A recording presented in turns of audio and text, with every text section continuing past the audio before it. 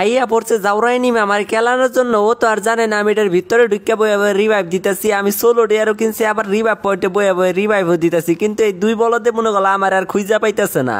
আর তোমরা অনেকে মনে করো যে আমি কাস্টমে ভিডিও বানাই, তো একদম কিন্তু ভিআর র্যাঙ্কে আইসে আমাদের টিমমেট কিন্তু 3 জনই এলিমেট হয়ে গেছে। আর কিভাবে এলিমেট হয়েছে সেটাও তোমাদের এই ভিডিওতে দেখাই দিব। আর এই টিপস এন্ড ট্রিকটা তোমরা কিভাবে করবা সেটাও কিন্তু A to Z দেখাই দিব। আর তুমি যদি এই টিপস এন্ড ট্রিকটা করে থাকো বা করার চেষ্টা করো, তাহলে অবশ্যই যদি তুমি এটার ভিতরে ঢুকো তাহলে বাইরের এনিমিগুলোকে কখনোই ফায়ার করবে না। যদি ফায়ার করো তাহলে কিন্তু তোমাকে এলিমেট করে দিবে।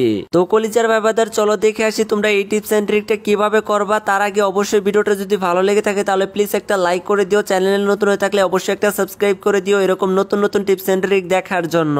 তো এই টিপস এন্ড ট্রিকটা করার জন্য আমি মোটেও প্রস্তুত ছিলাম না। তো আমি কিন্তু সরাসরি ব্লু জোনে চলে আসছি। আর ব্লু জোনে কিন্তু অবশ্যই জানো যে এনিমি আসে। আর এইখানে নামতে না নামতে দেখি যে আমাদের একজন টিমমেট এলিমেট হয়ে গেছে, তাও আবার আমাদের জুন পুষার। এখন আমরা কি করব? এখন তো ব্লু জোনে আইসা পড়ছি, এখন লুঙ্গি উঁচা করে দৌড় দেওয়া পালাইতে পারব না। তার জন্য ভাবলাম যে এইটার ভিতরে ঢুকে যায়। আর এই দিক দিয়ে নামতে না নামতে দিকে আরেকজন ব্যাটকে এলিমেট হয়ে গেছে।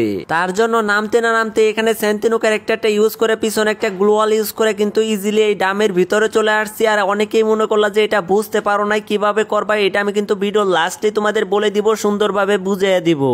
তার জন্য অবশ্যই তোমাদের সম্পূর্ণ ভিডিওটা দেখতে হবে। আর যারা এই টিপস এন্ড ট্রিকটা প্রথমবার দেখছো, এখন পর্যন্ত একবারও ট্রাই করো নাই, তাদেরকে বলতেছি অবশ্যই সম্পূর্ণ ভিডিওটা দেখো, না হলে কিন্তু তোমরা যখনই পিছনে গ্লোয়াল মারবা তখন কিন্তু সেন্টিনো ক্যারেক্টারটা ইউজ করতে পারবা না। তো যাই হোক, এই টিপস এন্ড ট্রিকটা করে কিন্তু দেখতে পারতেছো ভালোই হয়েছে, আমাদের 3 জন টিমমেটে এলিমেট হয়ে গেছে। এখন আমরা কিভাবে টিমমেটকে রিভাইভ করি এইটাই দেখো। আর এই টিপস এন্ড ট্রিকটা যদি তোমরা করো তাহলে তোমাদের টিমমেটকে টোকেন ছাড়াই রিভাইভ করতে পারবা সোলো ডেন নিয়ে, বা তোমরা এই রিভাইভ পয়েন্টে বসেও কিন্তু রিভাইভ করতে পারবা, তাও আবার ডামের ভিতর থেকে। তো এই টিপস এন্ড ট্রিকটা করার পর তোমাদের টিমমেটকে কিন্তু টোকেন ছাড়াই তোমরা 3 থেকে 4 বার রিভাইভ করতে পারবা। তো কিভাবে রিভাইভ দেবা তার জন্য অবশ্যই তোমাদের তো সেন্টিনো ক্যারেক্টার থাকবে। যখনই সেন্টিনো ক্যারেক্টারটা হয়ে যাবে ভিতরে, তোমরা সেন্টিনো ক্যারেক্টারটা ইউজ করে ব্যান্ডিং মেশিন এর কাছে চলে যাবা।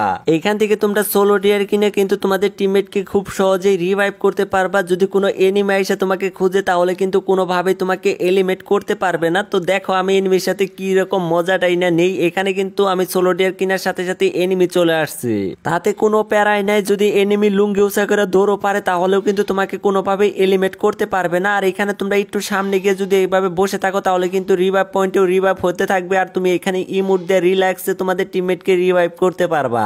আর এই দেখো জাউরা এনিমি আইসা পড়ছে লাভ পারতে পারতে। আর এখানে আইসা দেখতে পারতেছে কাউরেই খুঁজে পাইতেছে না আমি যে এটার ভিতরে বসে বসে রিল্যাক্সে রিভাইভ দিতেছি, এটা কিন্তু ওরা জানেই না। পরবর্তীতে হয়তো বুঝতে পারছে যে আমি এটার ভিতরে ঢুকে বয়ে রয়েছে। আর দুইজন দেখতে পাচ্ছে কি সুন্দর করে এইদিকে তাই রয়েছে যে আমি বাইরে কোন সময় আর আমার হেড মারবো কোন সময়। তো যাক, এইভাবে কিন্তু তোমাদের টিমমেটকে রিভাইভ করতে পারবা। আর এই টিপস এন্ড ট্রিকটা সব থেকে সেরা একটা টিপস এন্ড ট্রিক। তোমরা চাইলে টিমমেটকে রিভাইভও করতে পারবা। আর যদি তোমরা এখানে রিভাইভ পয়েন্টে এভাবে বসে থাকো তাহলে কিন্তু এনিমি এসে তোমাকে খুঁজবে বাট পাবে না।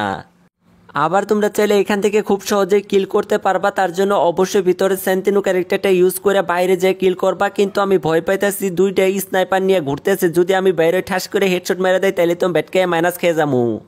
তো যাক, তোমাদের এইটা পরের ভিডিওতে দেখাবো যে কিভাবে তোমরা এখান থেকে কিল করবা। আর অবশ্যই এটা মনে রাখবা, ভিতর থেকে কখনোই ফায়ার করবা না। যদি করো তাহলে কিন্তু তুমি নিজেই এলিমেট হয়ে যাবা।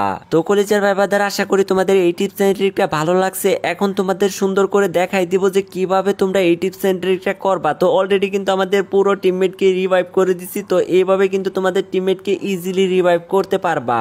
তো এই টিপস এন্ড ট্রিকটা যদি তোমরা সবাই করতে চাও তার জন্য অবশ্যই তোমাদের লবিতে থাকা অবস্থায় যখনই 5 সেকেন্ড থাকবে তখন তোমরা লবিতে সেন্টিনো ক্যারেক্টারটা ইউজ করে দিবা, তাহলে কিন্তু তোমরা এই টিপস এন্ড ট্রিকটা করতে পারবা।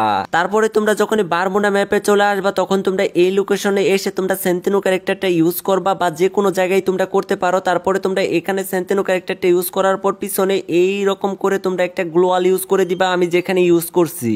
তারপরে তোমরা এই দিক দিয়ে দৌড়াইতে দৌড়াইতে তোমরা এই পাশে চলে আসবা। এখানে আসার পর তোমরা সেন্টিনো ক্যারেক্টারটা ইউজ করে দিবা, তাহলে কিন্তু ইজিলি একদম এটার ভিতরে চলে আসতে পারবা। আর অবশ্যই আমি যেটা বলছি এটা অবশ্যই মনে রাখতে হবে। আমি কিন্তু বলছি তোমাদের লবিতে থাকা অবস্থায় যখনই 5 সেকেন্ড টাইম থাকবে তখন সেন্টিনো ক্যারেক্টার তখন ইউজ করে দিবা। যখনই ম্যাপে চলে আসবা তখন কিন্তু এই টিপস এন্ড ট্রিকটা করতে পারবা। আবার তুমি এইভাবে করতে পারবা, যদি তোমাদের গিল্ডের গ্লোয়াল থাকে তাহলে সেই গ্লোয়াল দিয়ে কিন্তু তোমরা যে কোনো জায়গায় টিপস এন্ড ট্রিক করতে পারবা। তোমাদের লবিতে সেন্টিনো ক্যারেক্টার ইউজ করতে হবে না।